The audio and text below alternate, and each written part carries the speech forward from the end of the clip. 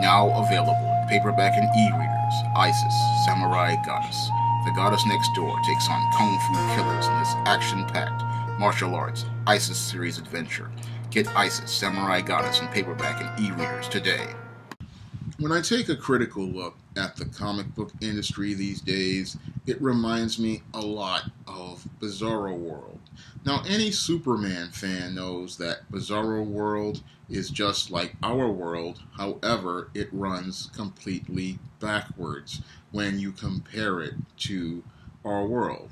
And the reason why I say that the comic book industry is just like Bizarro World is because when I take a critical look at Marvel Comics, DC Comics, Image Comics, IDW Publishing, and many other comic publishers like Black Mask, they are running backwards when I look at the publications they produce. When I look at the publications these companies produce, they remind me a lot of the publications I used to see during the black and white craze of the 1980s, when you had all of these small, independent self-publishers out here publishing comics. And that's the level of quality people are getting from these prominent comic publishers like Marvel Comics, DC Comics, Image Comics, IDW Publishing, and Black Mask. They are producing books that are on a level of quality so low that it is just as bad as the books that were produced by small independent publishers during the 1980s black and white craze. Meanwhile, the independent comic book publishers out here, like your Richard C. Meyer, your Ethan Van Sciver, and many other comic pros who have had the pleasure of looking and examining their work, many of these comic pros who are supposed to be independent, they're out here producing work that is of the highest quality, that meets a high standard for storytelling, a high standard for art, a high standard for concept, and a high standard for execution. And that's, again, shows how bizarro the comic book industry has become. The companies that are supposed to be the industry leaders and the ones who are supposed to set the standards, like Marvel Comics, DC Comics, Image Comics, Black Mask, IDW, these companies are out here producing some of the worst books in the history of their brands. Meanwhile, when you go outside to independent comic creators, many of the independent comic creators are producing some of the very best work I personally would say I have ever seen in the comic medium. Because when it comes down to many of the independent comic pros, many of the independent comic pros want to go out here and tell great stories. Many of the independent comic pros, they want to present art that really tells a great story. And many of the independent comic pros have focused on things as related to maintaining a high standard for storytelling, telling a story within a solid 3-act paradigm, giving us rich, multidimensional characters, and giving us bright, vibrant pictures that really draw the reader in. When you look at an independent comic, the quality is so high that it looks like a comic that was produced by the publishing houses back during the days of the 1980s and the 1990s, and even the days of the 1970s. Meanwhile, the comics with the labels of the brand name companies, like again, Marvel Comics, DC Comics, Image Comics, Black Mask, these companies with the brand names, many of the books they are producing are on the same level and have the same quality of those old self-published comics back in the days of the 1980s. Because I remember as a teenager back in the 1980s, the days of the black and white craze. Now, back in the days of the black and white craze, anybody who had any sort of crazy concept, they would go out here, they would either hire somebody to draw it up, they'd throw together a script, and then they would take their money and then go out here and have this comic published because they saw Eastman and Laird make all this money on Teenage Mutant Ninja Turtles, and they thought they could go out here and make the same money. Unfortunately, their concepts were not as well thought out as your Eastman and Laird's Teenage Mutant Ninja Turtles. So we had a lot of grossly unqualified people going out here back in the 80s making their comics, but they were making those comics with their own money. And as those comics came to the marketplace, the market quickly got rid of them because the individuals could not afford to keep paying for printing costs and distribution. Fast forward it 30, 40 years later, and now we have major corporations funding self-published comics. Because when I look at many of the comics produced by many of what people call these social justice warriors, what they're doing is they have turned professional commercial comic book publishing into vanity publishing. Now, vanity publishing is something that used to be that in the publishing industry people used to do before print on demand. You see, vanity publishing was where a person wrote their own book, and if they couldn't get it to the marketplace, they would go and try to publish it through one of these what they called subsidy publishers. Now, those subsidy publishers are still out there in the back of the New York Times Book Review. And back in the day, when I used to look at the New York Times Book Review, there would be these subsidy publishers. You would pay them some money. They would print your book up. They would put really terrible covers on them. They wouldn't really give you a good layout. And you would buy your book and have your book published. It wouldn't be of any sort of quality or anything you could sell, but it was out there. And that's what we have happening right now. We have these far leftists, and they are getting their books subsidy published by Marvel Comics, DC Comics, Image Comics, and IDW. And because these corporations are subsidizing the publication of these grossly unqualified people's work, this is why the mainstream comic book industry resembles self-publishing, because you have a corporation out here that has these properties, and they're allowing these people, because they have a certain political narrative, to write their comics. And they're writing the comic not because they are the best qualified individual to write the comic. They are writing the comic because the industry's editors, usually the people who are running the comic book publisher, agree with that person's politics. So it's not based on the person's years of writing experience, the person's talent, the person's ability to craft a story, a person's story sense, or the person's past sales record, the merit-based things that people earn. No, what is happening now is people are coming into the industry and they are allowed to work on these characters and then use these characters as avatars either of themselves, where they turn characters like your Kamala Khan, Ms. Marvel, into Mary Sues that represent not Pakistanis and Muslims, but is representing Sana Amanat, or these characters are here to be another avatar to express the ideas and opinions of the writer, the same way Chelsea Kane took Mockingbird and turned her into this feminist who has this feminist agenda.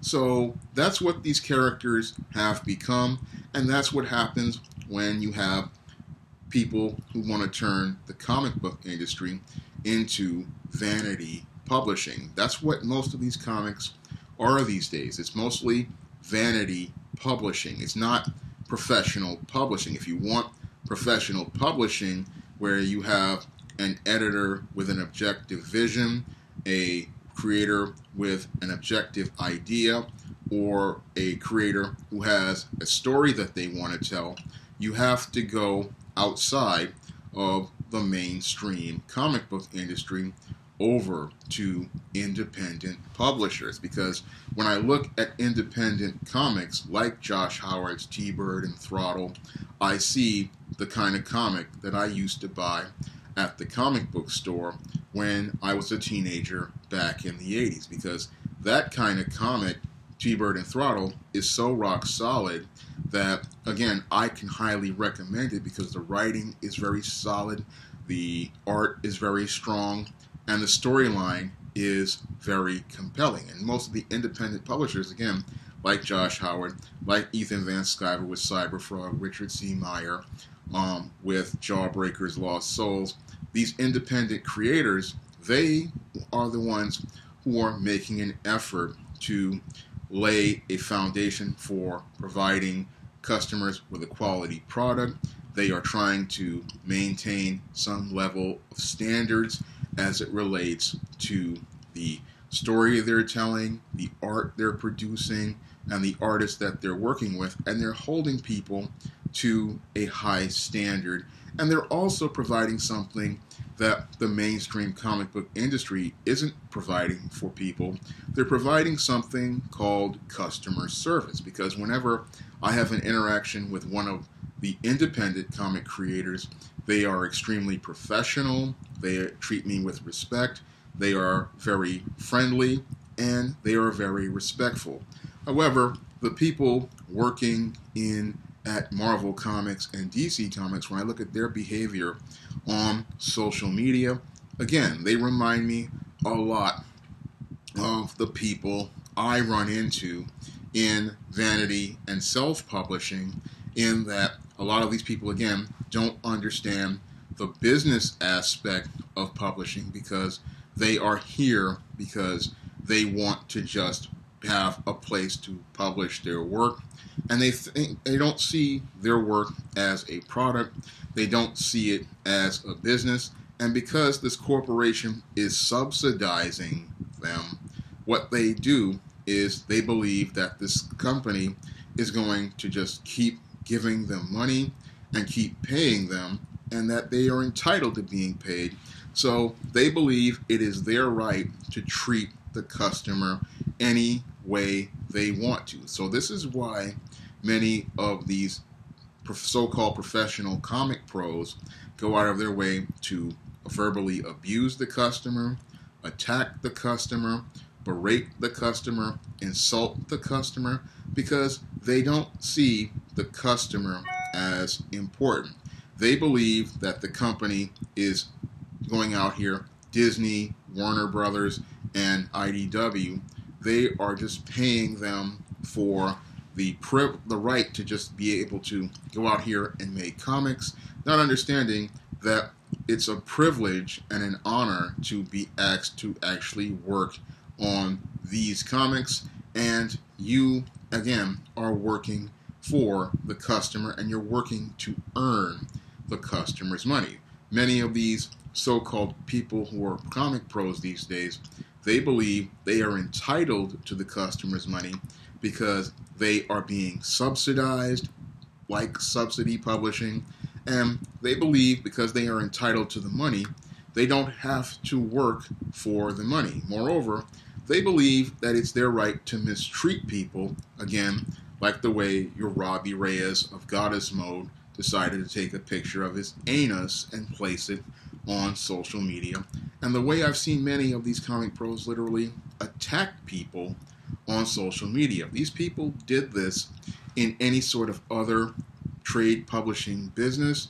They wouldn't be working for long, because in trade publishing, again, there's a standard for professionalism, there is a standard for quality, there is a standard for service, and there is a high standard because those companies understand those publications are a reflection of the business, and they are a reflection of the people who work there, and they have a standard. And this is what's really sad about the so-called professional publishing houses like Marvel, DC, Image, and Black Mask is that they are producing some of the worst books, and the people have some of the worst attitudes, yet they want to say they are the pros because they have a brand name label on their books.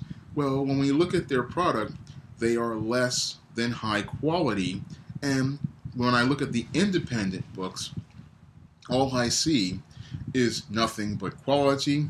I look at the books themselves, I see nothing but good quality storytelling in between the pages of those books. And when I look at the way many of the independent comic pros behave online, they behave in the professional way that I behave when I'm working on my SJS Direct imprint, and the way I work on social media when I'm out here promoting my work. Most of these independent comic pros, they are some of the most professional people.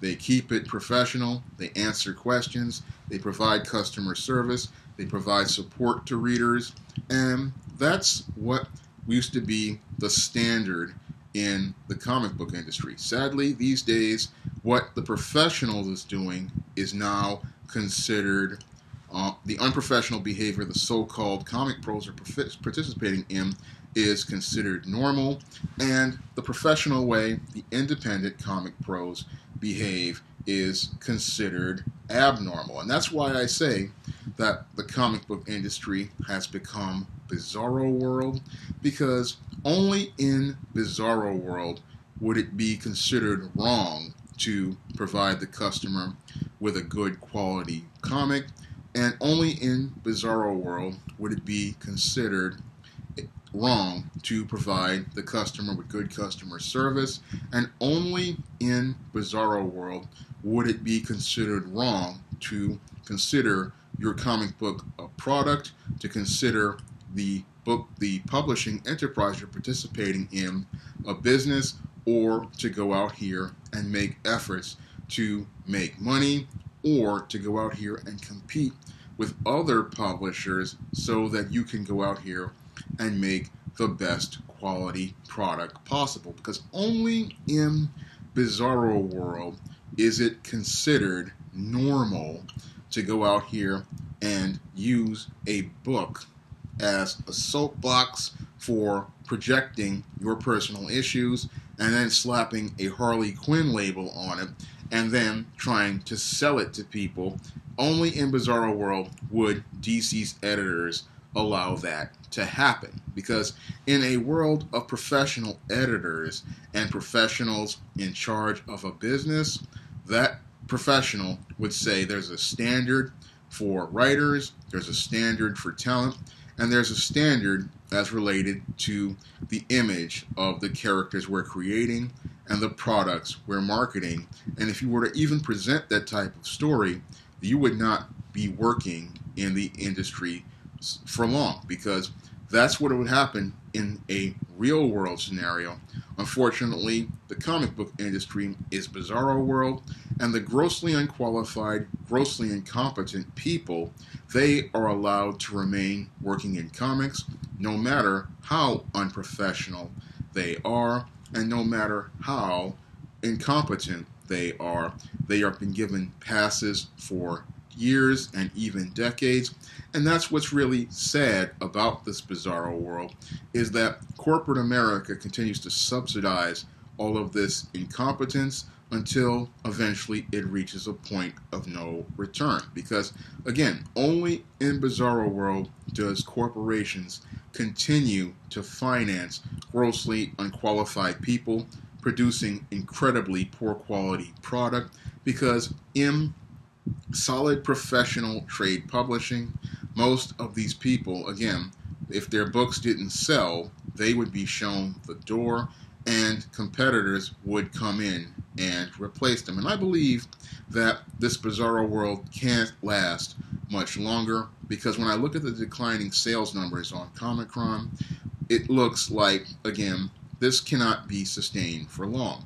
And it looks like to me that when this industry collapses and when the ashes are starting to be built from those ashes, it's going to be the independent comic creators who are going to replace these big publishing houses like Marvel Comics, DC Comics, Image Comics, Black Mask, and IDW, because those comic professionals who maintained a level of professionalism on their products and went out here and provided good customer service to the readers, they are going to be rewarded with an audience from the ruins of the comic book industry, and they're going to build a platform as they write this world and turn it from a Bizarro world back into the real world. If you'd like to try some of my SJS Direct publications like the ISIS series, the E-Steam series, the John Haynes series, The Temptation of John Haynes, and the Spinsterella trilogy, you may do so by clicking the link to Amazon.com in the description box.